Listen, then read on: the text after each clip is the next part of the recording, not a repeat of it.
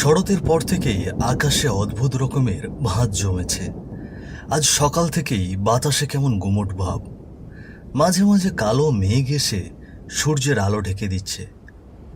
বিকেলের পর থেকে গরমে হাঁসফাঁস করা গ্রামের পথ হঠাৎই ঠান্ডা হাওয়ায় ভরে উঠল, যেন বৃষ্টি নামতে আর দেরি নেই। দূরের মেঠো পথে একজন মানুষ হাঁটছে, মাথায় কাপড়ের গাঁটরি, ভেতরে শাড়ি, থ্রি পিস, গামছা, মশারি সব মিলিয়ে এক চলমান দোকান যেন। তিনি গ্রামের লোকের কাছে বাবুল কাপড়ওয়ালা নামে পরিচিত। যেমন হাঁটেন তেমনই ডাক দেন।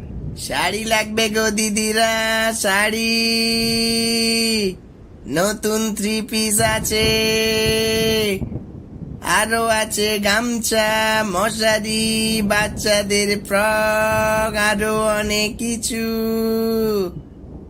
দেখে নেন গো দিদিরা, দেখে নেন, আজ কিন্তু কম দাম, দেখে নেন, দেখে নেন, দেখে নেন। ও দিদিরা, শাড়ি নেবে গো, শাড়ি। এই যে ও কাপড়ওয়ালা দাদা, এদিকে এদিকে আসুন। বাবুল কাপড়ওয়ালা কাপড় নিয়ে উঠোনে গিয়ে পুঁটলি খুলে তাদেরকে দেখান। গ্রামের মহিলারা উঠানে এসে কাপড়ের রং দেখে দামাদামি করে। তা ও কাপড়ওয়ালা দাদা, বলি এই শাড়িটার দাম কত? এই যে দিদি, এই শাড়ি মাত্র 180 টাকা, খাঁটি সুতির। আরে দাদা, কি বলছো, 180 টাকা? এর চেয়ে যদি 50 টাকা কম করো তবে নেব। এই শাড়ির কাপড়টা তো পাতলা মনে হচ্ছে দাদা, এর দাম কইবেন কত? পাতলা নয় দিদি, গরমে পরার জন্য একেবারে হালকা। এইটার দাম একেবারেই কম, মাত্র 110 টাকা।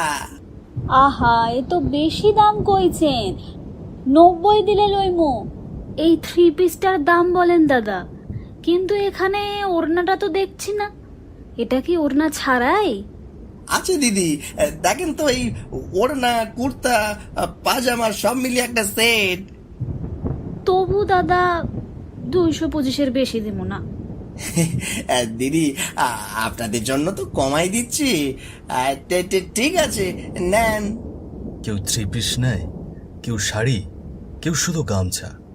সেখানে বেচা হয়ে গেলে কাপড়ের গাঁটলি মাথায় তুলে হাঁকাহাঁকি শুরু করে দেয়।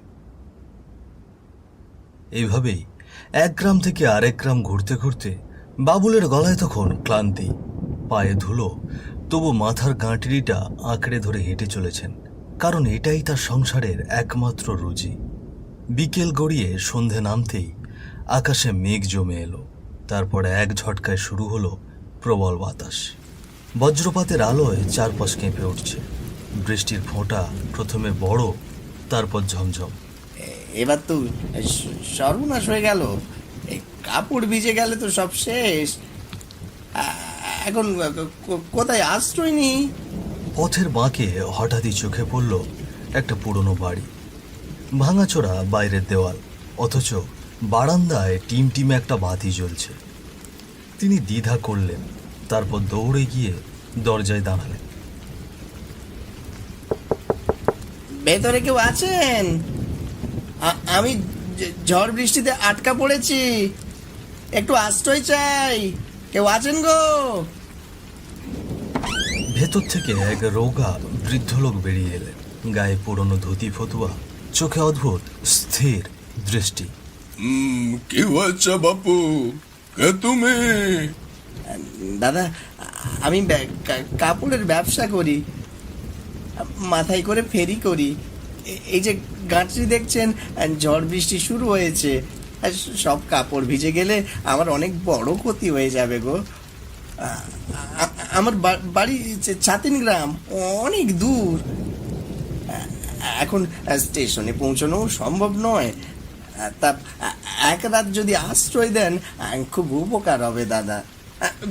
বিছানা লাগবে না, শুধু ওই ছাদের নিচে একটু জায়গা দিলেই চলবে। না না, এখানে থাকা যাবে না, তুমি অন্য কোথাও দেখো। একটু দয়া করুন দাদা, এ রাতটুকুই তো, আমাকে একটু আশ্রয় দিন, আমার খুব বড় উপকার হবে। না না, আমার খাওয়া দাওয়া কিছুই চাই না, শুধু শুধু একটু আশ্রয় দিলেই হবে দাদা। দেখো, এই বাড়িটা খুব সুবিধার নয়, তুমি এখানে থাকতে পারবে না। থাকতে পারবো গো দাদা। আপনি দয়া করে ছাদের নিচে একটু জায়গা দিবেন, যেখানে বৃষ্টির জল আসবে না। আমি আমি রাতটুকু একটু কাটিয়ে নেব, খুব ভোরে আমি বেরিয়ে চলে যাব। না না, আপনাকে কোনো রকম বিরক্ত করবো না দাদা। থাকতে পারো, কিন্তু সাবধানে থেকো। ঠিক আছে দাদা, আমি সাবধানেই থাকবো। আপনার বাড়ির কোনো জিনিস নড়চড় করব না। আপনাকে আপনাকে অনেক ধন্যবাদ দাদা।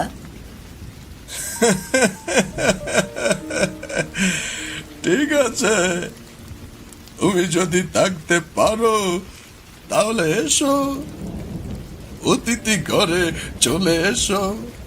দাদা, আপনি এমন কথা বলছেন কেন? এ বাড়িতে অনেকেই থাকতে আসে, কিন্তু কেউ থাকতে পারেনি। বাবুলের মনে হলো লোকটা যেন ইচ্ছে করে এমন কথা বলছে যাতে ভয় পায়। কিন্তু বৃষ্টি ততক্ষণে আরও জোরে নেমেছে। বজ্রপাতের আলোয় উঠোন কেঁপে উঠছে। বৃষ্টির জল থেকে ভেজা কাপড় বাঁচানোর তাগিদে বাবুল তেমন কিছু ভাবলেন না। তিনি গাঁটলি শক্ত করে ধরে বৃদ্ধের পেছনে ভেতরে ঢুকলেন। অতিথি ঘরের চৌকাঠ পার হওয়ার সাথে সাথেই এক ধরনের স্যাঁতস্যাঁতে বাসি গন্ধ নাকে এলো। মেঝেতে ছড়ানো পুরনো আসবাবপত্র, দেওয়ালে খসে পড়া চুন, আর কোণে ঝুলে থাকা মাকড়সার জাল, সব মিলিয়ে এক অদ্ভুত নীরবতা। বৃদ্ধ মৃদু গলায় বললেন, তুমি এখানে থাকো, আমি বাইরে যাচ্ছি। রাত গভীর হলে বাইরে বেরোবে না। তারপর তিনি দরজা ধীরে ধীরে ঠেলেই বন্ধ করলেন। কড়কড় শব্দে দরজার চৌকাঠ কেঁপে উঠল, আর বাইরে বজ্র আর বৃষ্টির শব্দ যেন আরো তীব্র হয়ে ঢুকে পড়ল কানে। বাবুল তখন অতিথির ঘরে একা, গাঁটরিটা মেঝেতে রেখে হাঁপাচ্ছেন। কিন্তু কয়েক মিনিটের মধ্যেই বুকের ভেতর কেমন যেন চাপা অস্বস্তি জমে উঠতে লাগলো। হঠাৎ মেঝের এক কোণ থেকে ঘস ঘস শব্দ ভেসে এলো, যেন ভেজা পায়ে কেউ ধীরে ধীরে মেঝে টিপে হেঁটে যাচ্ছে।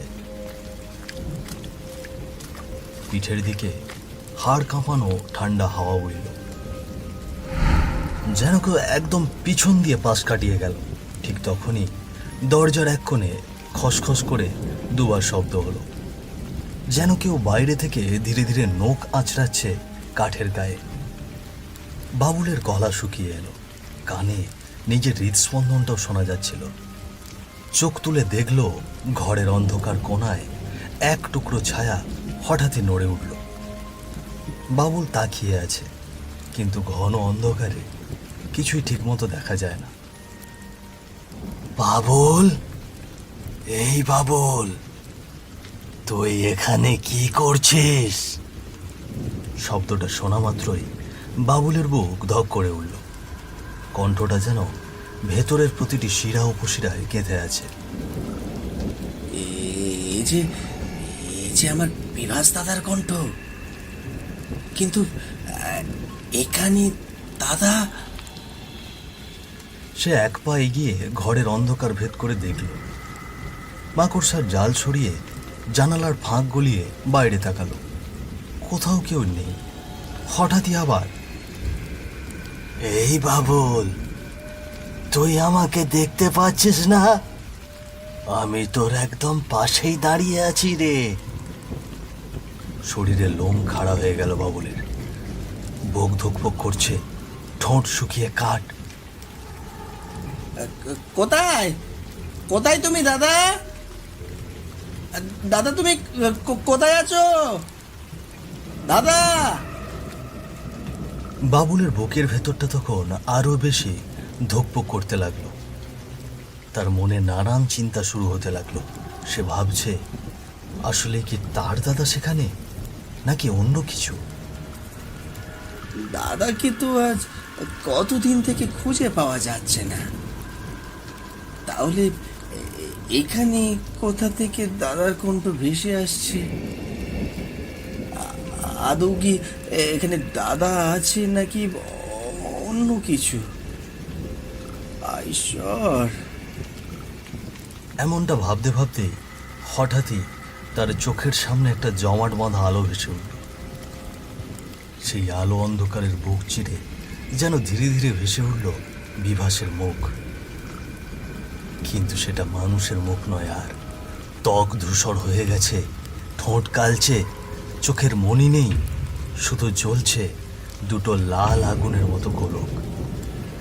গলার এক পাশে জমাট রক্তের দাগ, ঠোঁটের কোণে সবুজ ফেনা শুকিয়ে আছে। তুমি? না না না, তুমি আমার দাদা হতে পারো না। আমার দাদা তো মানুষ ছিল। মানুষই ছিলাম রে বাবুল, যতক্ষণ না তারা আমাকে মেরেছিল। তুই চোখে যা দেখছিস তা আমার মৃত্যুর পরে জন্ম নেওয়া রূপ। বাবুলের বুকের ভেতর হাহাকার আর আতঙ্ক মিলেমিশে যেন এক বুকে ধাক্কা দিল। চোখের সামনে তার প্রিয় বড় দাদা, যে তাকে সারা জীবন আগলে রেখেছিল, আজ পরিণত হয়েছে এক আত্মায়। কিন্তু দাদা, তুমি তো সেদিন বাড়ি থেকে ব্যবসার কথা বলে বেরিয়ে এসেছিলে, কিন্তু সেই যে এলে আর তো বাড়ি ফিরলে না গো দাদা। তোমার সঙ্গে কি কি হয়েছে দাদা? কি হয়েছে শুনতে চাস? আমি যাদের সাথে ব্যবসার চুক্তি করতে গিয়েছিলাম তারা আমার সঙ্গে বেইমানি করেছে রে। আকাশের রং আজ যেন ধূসর চাদরে ঢাকা। দুপুর হলেও আলো ফ্যাকাশে, বাতাস ভারী ও ঘুমট। জানালার ফাঁক দিয়ে মাঝে মাঝে মেঘ ঢাকা রোদ এসে পড়ছে মেঝের ওপর। আলো আঁধারের খেলা চলছে ঘরের ভেতর। এই আবহাওয়াতেই বিভাস দাঁড়িয়ে আছে ঘরের মাঝখানে, গায়ে নতুন ধুতি, ফতুয়া, হাতে পুরনো কাপড়ের ব্যাগ, চোখে বড় স্বপ্নের ঝিলিক, কণ্ঠে দীর্ঘ আশ্বাস। তার সামনে দাঁড়িয়ে আছে গর্ভবতী স্ত্রী, মুখে মায়া, চোখে কিছুটা ভয়, তবু বিশ্বাস ভরা হাসি। গিন্নি, তুমি সাবধানে থেকো। আর শোনো, তোমার গহনা বিক্রি করে যে টাকা পেয়েছি তা দিয়ে আমি ব্যবসা শুরু করতে যাচ্ছি। এই টাকা দিয়েই মাল তুলব, সেখান থেকে দ্বিগুণ লাভ করব। তখন তোমাকে নতুন করে গহনা কিনে দেব, আরো সুন্দর, আরো দামি। আমাকে নিয়ে এত চিন্তা করো না তো। তুমি শুধু নিজের যত্ন নিও, আমার কথা এত ভাবতে হবে না তোমাকে। বাড়িতে তো মা, বাবা আর বাবুল আছে, ওরা আমার ঠিক দেখাশোনা করবে। তুমি দূর রাস্তায় যাচ্ছ, সাবধানে যেও, কেমন? আমাদের সন্তান সচ্ছলভাবে বড় হবে, সংসারে কোনো অভাব থাকবে না। আজ আমি যেখানে যাচ্ছি সেখানে বড় এক ব্যবসায়ীর সঙ্গে আমার কথাবার্তা হবে। যদি ঠিকঠাক হয় আমাদের ভবিষ্যৎ বদলে যাবে। স্ত্রীর চোখে স্বপ্নের ঝিলিক দেখে বিভাস এক মুহূর্ত চুপ করে থাকে। তারপর বিভাস ধীরে ধীরে তার গর্ভবতী স্ত্রীর কাছে এসে তার মাথায় হাত রেখে যেন একটা নীরব প্রতিশ্রুতি। বাইরে হঠাৎ একটা হাওয়ার ঝাপটা এসে দরজার পাল্লা দুলিয়ে দেয়। দরজার দিকে পা বাড়ালেন, একবার পিছন ফিরে স্ত্রীর মুখটা দেখে নিলেন, তারপর দীর্ঘ পায়ে বেরিয়ে গেলেন ঘর থেকে। আর দিবসের স্ত্রীও পেছন পেছন বেরিয়ে ঘরের দরজার সামনে দাঁড়ালেন। ওগো, সাবধানে থেকো, টাকা পয়সাগুলোকে খুব সাবধানে রেখো। দেশের অবস্থা তো ভালো না, চোর ডাকাতের খবর রোজ শোনা যায়। অপরিচিত কারো উপরে সহজে ভরসা করো না কিন্তু। চিন্তা করো না গিন্নি, সব ঠিক হয়ে যাবে। উঠোনে তার বৃদ্ধ বাবা মা আর ছোট ভাই বাবুল অপেক্ষা করছে। বাবার আশীর্বাদ, মায়ের চোখে মমতা, আর বাবুলের চোখে দায়িত্বের ছাপ। বাতাসে হালকা ঠান্ডা, কোথাও একটা পাখি ডাকছে থেমে থেমে। বাবুল, ভাই আমার, আমি যাচ্ছি বাণিজ্যে, আমাদের গ্রাম থেকে দূরে বাণিজ্যিক কাজের জন্য। ফিরতে হয়তো 2 দিন লেগে যাবে। তুই সবকিছু দেখে শুনে রাখিস রে ভাই। আর তোর বৌদির অবস্থা তো দেখছিস, তার যেন কষ্ট না হয়। মা বাবারও যত্ন নিস।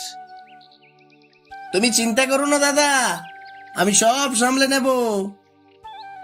বাবুলের কথা শুনে বিভাস তৃপ্তির হাসি দিল।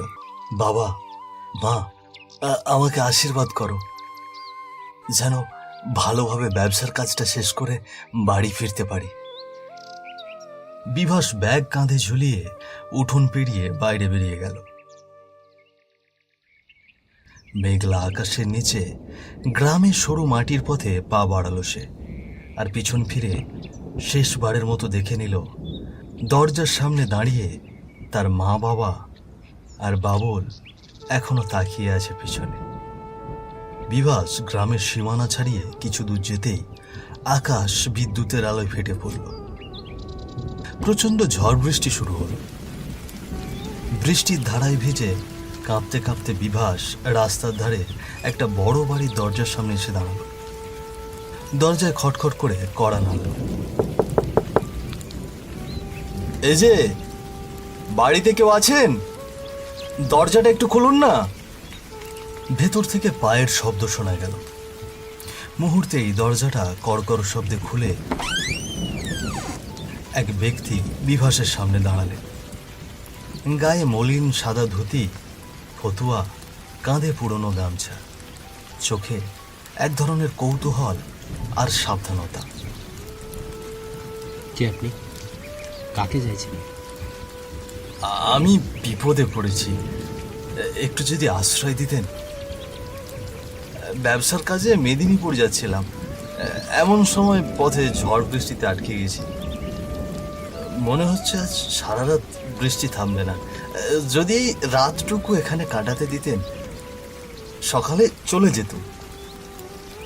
ও আচ্ছা, আসুন, আমাদের অতিথি ঘর আছে, সেখানে থাকুন।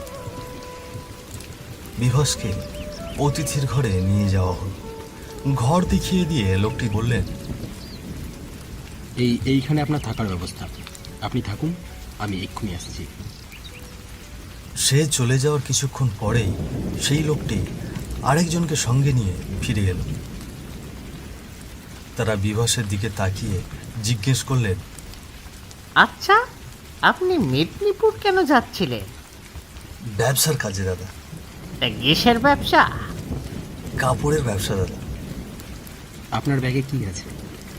আমার ব্যাগে কিছু টাকা আছে দাদা।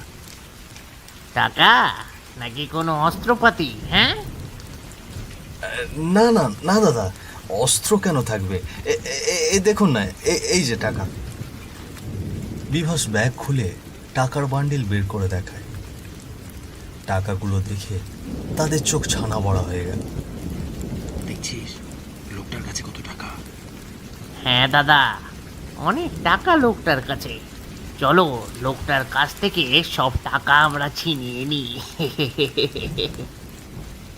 দূর বোকা, টাকাগুলো সব ছিনিয়ে নিলে লোকটা যে বাইরে গিয়ে সবাইকে বলে দেবে, তখন আমাদের কি অবস্থা হবে জানিস? লোকটা তো রাতে আশ্রয় নিয়েছে। এই ঝড় বৃষ্টির রাতে একটা কাজ করলে কেমন হয়? কেউ কিন্তু টের পাবে না। চলো লোকটাকে রাতের খাবার দিই, আর সেই খাবারে বিষ মিশিয়ে দেব।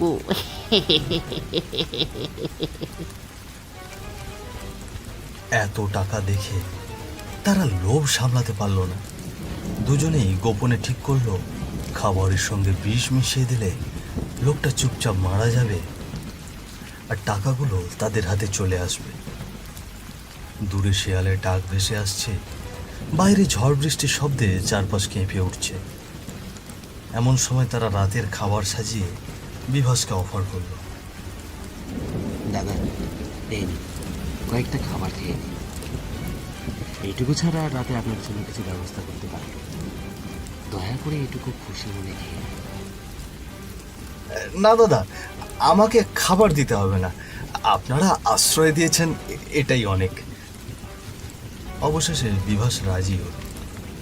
খাবার প্লেটে নিয়ে তিনি খাওয়া শুরু করলেন, কিন্তু খাওয়া শেষ হতেই বিভাস বুক চেপে ধরে ছটফট করতে লাগলেন।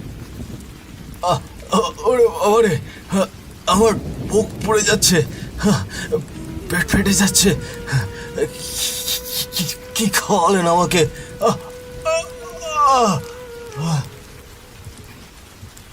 আমি ছটফট করতে করতে সেখানেই মারা গেলুম। ওই দুই শয়তান আমার টাকার ব্যাগ নিয়ে গেল। তারপর আমার দেহটা এই ঘরের মেঝের নিচে পুঁতে রাখলো। সেই থেকেই আমি প্রতিশোধের জন্য ফিরে এসেছি। এই বাড়ির কাউকে বাঁচতে দিইনি। তোর বৌদিকে গর্ভবতী রেখে এসেছিল। বলতো, তোর বৌদির বাচ্চা হয়েছে? দাদা, 2 বছর পর জিজ্ঞেস করছো? তোমার একটা ছেলে হয়েছে গো দাদা। ঠিক ঠিক তোমার মতো দেখতে হয়েছে। কিন্তু তুমি তো সংসারে সব টাকা নিয়ে বেরিয়ে এলে, আর তো ফিরলে না। আমাদের সংসারের অবস্থা খুব খারাপ হয়ে গেল গো দাদা। আমি ঋণ করে কাপড়ের ব্যবসা শুরু করি, মাথায় করে গ্রামে গ্রামে বিক্রি করি। এই দিয়েই সংসারে চলে। বাবা অসুস্থ, হাঁটতেও পারে না দাদা। বাবা মা আর ছেলেটাকে দেখতে ইচ্ছে করছে রে বাবলু, কিন্তু পারবো না। আমার আত্মা এই ঘরে আটকা পড়ে আছে। কেন দাদা? তুমি এভাবে ঘুরে বেড়াচ্ছ কেন? বাবুল, আমার এই অস্থির ঘোর কেবল শেষ হবে যদি তুই আমার সৎকার করিস। মাটি পাবে আমার দেহ, আগুন পাবে আমার প্রাণ, তবেই শান্তি পাবে আমার আত্মা। আমার জন্য কাঁদিস না, শুধু প্রতিজ্ঞা কর, এই ঘরের মেঝেতে আমার দেহটা কোথায় আছে সেইটা তুলে সৎকার করবি। হ্যাঁ দাদা, আমি প্রতিজ্ঞা করছি, আমি তোমার সৎকার করব। আর এই গল্পটা আমি বাড়িতে গিয়ে সবাইকে বলবো দাদা। বাবুলের এই কথা শুনে বিভাসের আত্মা আস্তে আস্তে ঘরের কোণে মিলিয়ে যায়। লোভ, প্রতারণা আর বিশ্বাসঘাতকতা শেষ পর্যন্ত সর্বনাশ ডেকে আনে। টাকা বা সম্পদ নয়, সত্য, ন্যায় আর মানবতাই মানুষের আসল পরিচয়।